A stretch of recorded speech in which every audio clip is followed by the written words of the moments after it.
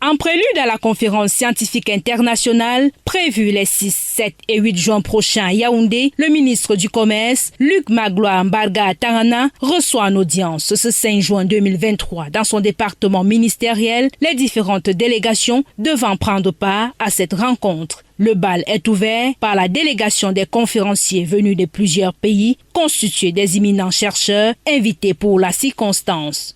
Outre sa présence à cette importante rencontre qu'organise le Conseil interprofessionnel Cacao Café, l'occasion est saisie par le président de l'Agence des cafés Robusta d'Afrique et de Madagascar, Akram Anselme Gouton, d'effectuer une visite de courtoisie à son ami et frère Luc Magloire Mbarga Tangana. C'est une visite de courtoisie, aussi une visite familiale parce que je me sens, comme je l'ai dit, chez moi ici, doit être présent à un événement aussi important. Parce que je l'ai dit à ceux qui vous ont précédé que le Cameroun a été un vrai précurseur dans les actions fortes en ce qui concerne tout ce qu'il faut faire pour tenir compte de ce changement climatique. Donc c'est de bon ton que le Cameroun ait pris l'initiative d'organiser cet événement, ce grand événement.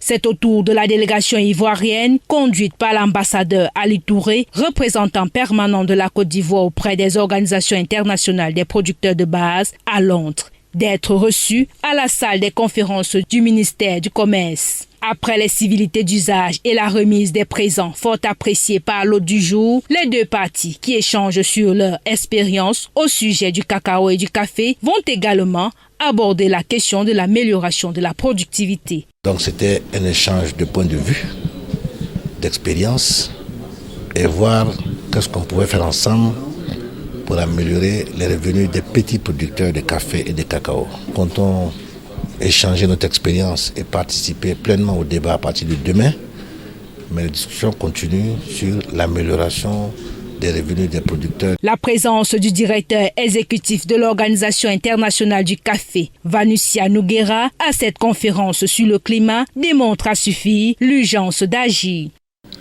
Que les experts nous aident à trouver des solutions aux problèmes que pose ce phénomène naturel. Vous savez, lorsqu'il y a changement, ça impacte sur la production tant de café que de cacao. Il faut dire que cette conférence vise à provoquer un changement révolutionnaire dans les secteurs cacao, café.